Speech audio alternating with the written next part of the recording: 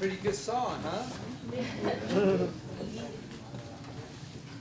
Up here now, we're looking at the Carter family. The Carter family established old-time songs as the roots of a musical tradition that would become country music. And they continue to be the first family of country music to the present day. AP on the right, Alvin Pleasant, his wife Sarah, they're in the middle, and Mother Maybelle Carter, guitarist who pretty much established a style of guitar playing that is like a measure of how good of country music guitar player you are. They initially performed as a trio. Over the years it became a family business. Johnny Cash married one of the daughters, June Carter. Carter was a family patriarch. He was a very ambitious man, serious man, with a drive for making a living with music. Not an easy thing to do, especially during the Depression. He met this gentleman here, Ralph Peer. Pretty city slicker, right? New York City music producer, a talent scout, and publisher. He recognized the popular appeal of the group, and together with A.P. Carter, they successfully launched a genre, a commercial genre, that came to be known as hillbilly music. On this slide here, this gentleman here on the right, that's Leslie Riddle, Leslie Esley Riddle, African-American, black man. A.P. and Leslie, or Esley as he was more popularly known, would travel around together. And this is an interesting thing because the recording industry at the time in the 20s, 30s, it was still kind of like, you know, kind of a novelty thing still. And the thing is that Peer, Ralph Peer, not only created this thing called hillbilly music, there was also another commercial genre for black people, race records they were called. And so these two genres were really brother-sister, or brother-brother, or sister-sister genres. So that's an important thing to remember with song catchers like A.P. Carter and Ralph Peer. Peer started a big company called Peer Southern, and what they would do is they would collect, they'd go out and collect all these really old songs, and they would publish them. They'd do a new arrangement, and then they would claim those songs for their own. That's when copyright was it's kind of like the early days of the music downloads, that kind of thing, you know, freebies. But for them, it was highly lucrative. Of course, country music would lead to country and western music, R&B, all of that stuff, all these other genres. But I digress. The Carter family sound, let's go back to them, was perfect for the Great Depression. It was dark, it was dramatic, poetic. The songs were especially relevant during this time, where people could relate to the personal struggles so many families faced. Even their love songs were really dark. Yet this very famous song that had some optimism to it. And this is the Carter family's probably most enduring folk song.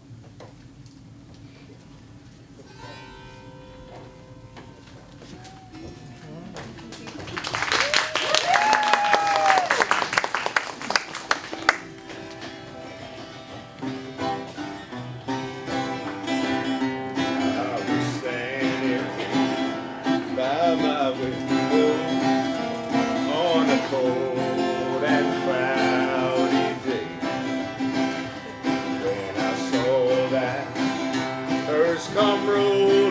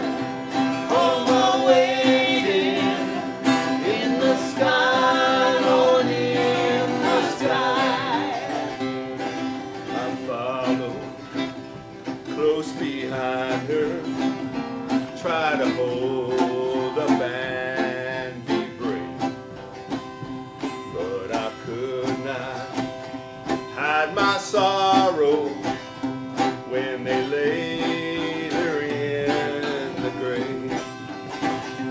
Can the circle be unbroken by and by, Lord, by and by? There's a better home awaiting in the sky, Lord, in the sky. And the circle be unbroken by and by, Lord, by and by.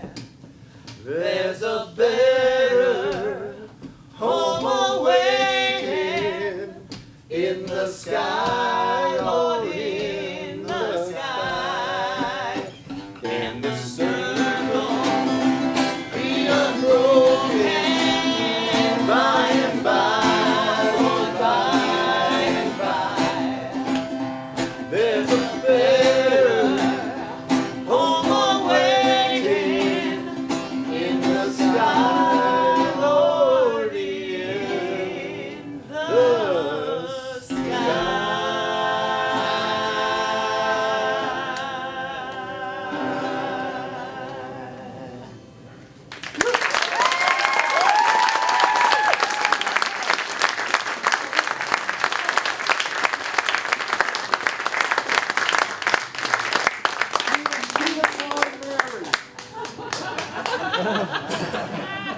Who's Peter?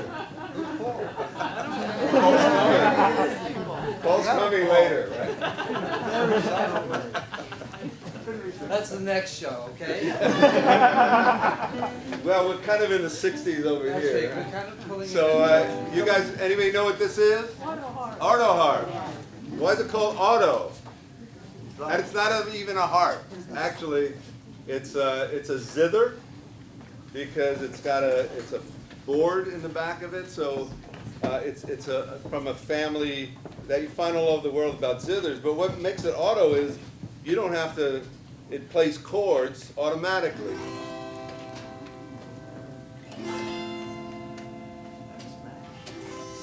Similar to an accordion, right? So it was a German invention by and was brought over by German immigrants and became a big craze at the turn of the century.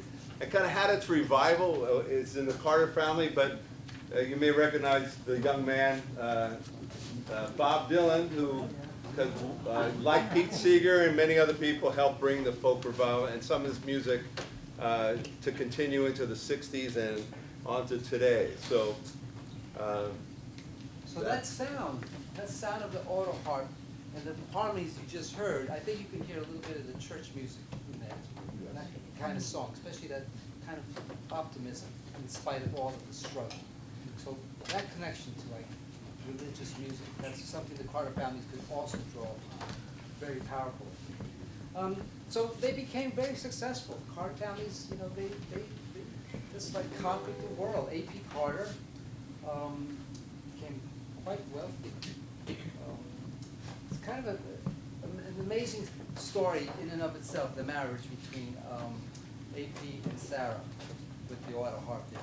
But Mother Maybelle, John, can you tell us a little bit about Mother Maybelle and why her technique, which they call the Mother Maybelle scratch? What is that? Maybelle scratch, yes. Maybelle created she kind of like reinvented some of the banjo picking styles onto the guitar. It was very unique at that period of time because she would play with her thumb the melody of the song and play accompaniment with her other fingers freely. And you hear it in this next song, Don't Do, Wildwood Flower. And I'll demonstrate that technique that Maybelle studied. Jay? Yeah. Any other questions? he's recording the whole thing. So. Getting this up. I have many questions for you. We didn't sign our release yet, did